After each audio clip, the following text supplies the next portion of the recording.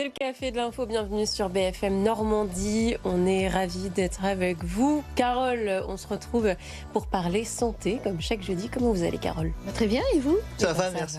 Vous êtes tout en jaune, comme le soleil. Oui. Voilà, notre soleil. Lancelot Maisonnier, on vous retrouve pour l'histoire du jour à 8h15. Bah oui, allez-y. La matinée continue, donc dans quelques minutes, ça y est, on y est. Vous avez donc une histoire du jour, de quoi vous nous parlez? Je vous parle d'animaux qui eux aussi ont chaud et qui se rafraîchissent, et d'autres qu'on croise de manière un peu plus étonnante. Je vous ai même pas demandé, Carole, de quoi vous nous parlez? On attaque notre dernier pilier pour être en bonne santé, le sommeil. On va lancer le café de la santé.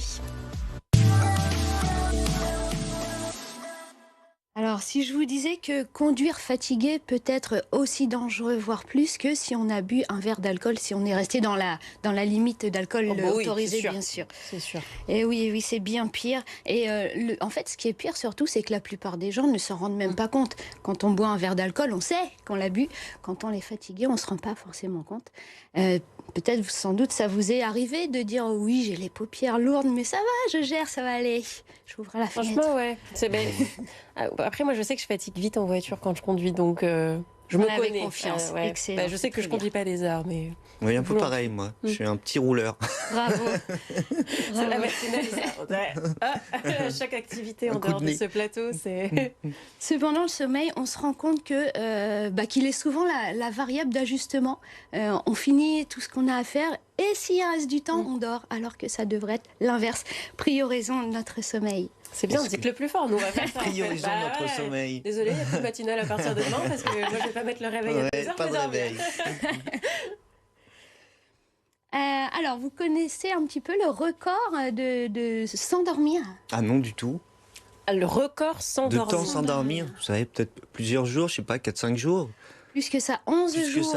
J'imagine même pas l'humeur de la personne. Et c'est ça. C'est détenu par un Américain, Randy Gardner, qui avait 17 ans à l'époque. Il a fini par avoir des hallucinations, carrément.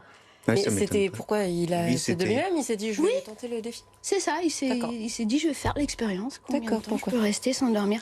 Bon, c'est pas une bonne idée, même si on a l'impression qu'on peut tenir, on va tenir jusqu'à ce qu'on craque en fait. Et en fait, le corps a toujours besoin de dormir. Enfin, on peut pas, si au bout de 11 jours il fallait dormir, il y a un moment où il faut dormir, quoi. Il faut dormir, on peut plus lutter, on est obligé de dormir.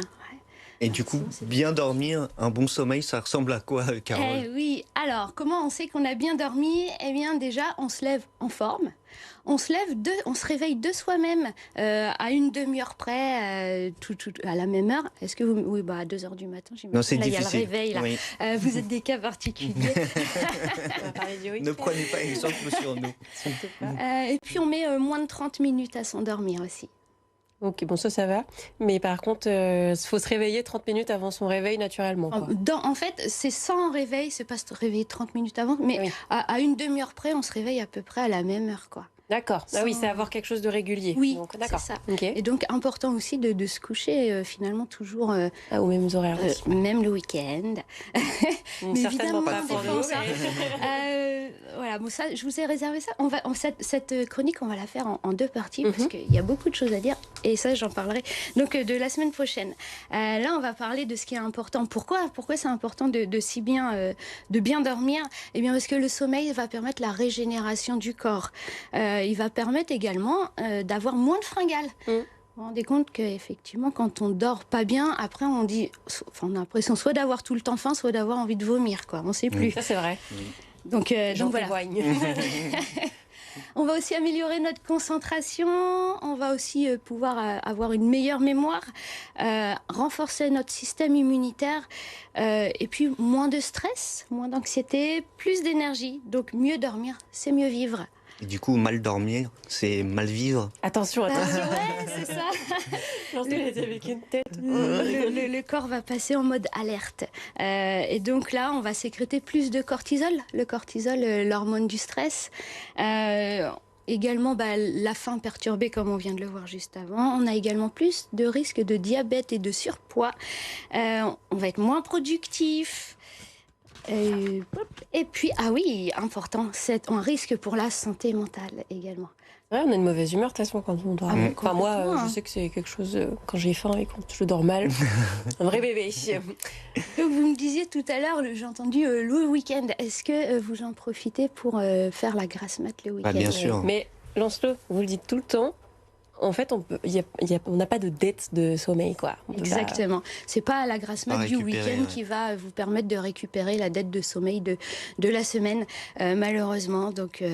Donc non, il faut essayer de dormir régulièrement. Donc pour vous, on l'avait vu, hein, j'invite les personnes qui nous regardent à aller rechercher la chronique que j'avais fait sur comment répartir son sommeil, et qu'effectivement, si on ne fait pas 7-8 heures d'affilée, eh ben, il faut séquencer le sommeil. Et pour vous, c'est ce que je vous invite à faire, la sieste obligatoire l'après-midi. Vous avez tout en replay sur le site de BFM Normandie.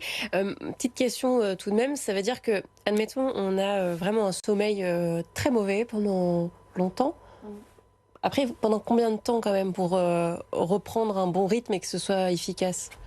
Ah, bah ça va dépendre de. Si par de exemple chacun. pendant une semaine on dort très mal, du lundi au dimanche, après ça veut dire qu'il faut qu'on soit constant tout le temps pour pas pour rattraper cette semaine, mais pour être de nouveau en forme. Oui, en fait c'est ça. Alors si on pardon, je vais y arriver. Par exemple pour le week-end qui suit, il vous faut une régularité quand même. Donc en fait, si vous vous réveillez, vous vous levez, vous prenez votre petit-déj et vous allez à la sieste après. Okay. C'est mieux que de se dire je fais une grasse mat et je me lève qu'à midi. On essaie de garder toujours des horaires. Voilà, des horaires de coucher, des horaires de lever. Et surtout le lever. On va faire un petit point sur votre chambre. Est-ce que vous avez les bonnes conditions pour dormir, et notamment la lumière? Est-ce qu'il y a une télé dans votre chambre? Non. Ah, bravo. Bravo. Alors, pour ceux qui ont une télé, bon, déjà, le conseil, c'est pas de télé dans la chambre, pas d'écran dans la chambre. Mais en plus, sur la télé, il y a toujours un petit point rouge qui reste allumé. Alors, ce qu'on peut acheter, c'est une prise qui s'éteint à distance avec une télécommande, et paf, ça coupe l'électricité. Donc, ça éteindra réellement votre télé. En plus, pour l'économie d'énergie, c'est plutôt bien. On peut aussi mettre des petits scotch noirs sur les lumières qu'on peut absolument pas éteindre. On évite toute source lumineuse, on va éviter le smartphone. Et puis pour les réveils lumineux à l'ancienne, il y en a des qui sont très bien, qu'on appuie pour avoir la lumière, et hop, ça fait quelques secondes, ça écrit l'heure et puis ça rééteint.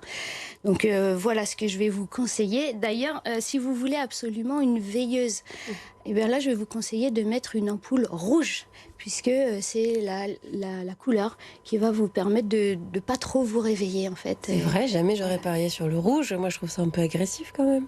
Ah, une lumière rouge, c'est ce qu'il y a de plus tamisé en fait. Okay. Au passage, tiens, j'y pense, je suis allée chez un membre de ma famille et j'ai trouvé ça très bien. Comme lui, il se lève très tôt la nuit pour pas réveiller sa femme, il a mis un détecteur de mouvement. Dès qu'il pose le pied au sol, ça allume une petite lumière rouge. Il peut sortir tranquillement de la chambre sans se cogner dans les meubles. Voilà. Ça n'amènera pas la personne à côté. Exactement. On se rendra compte qu'il y a de la lumière. Voilà. Ok, j'aurais appris quelque chose aujourd'hui. Donc dans le couloir, pareil, si vous voulez pouvoir aller aux toilettes sans avoir allumé la lumière en grand, une petite lumière rouge à détection automatique, comme ça vous êtes tranquille. Et l'ambiance, hein, voilà. La nuit, voilà, petite ambiance rouge. Merci beaucoup Carole pour tous ces précieux conseils. On passe à vous, Lancelot, pour l'histoire du jour.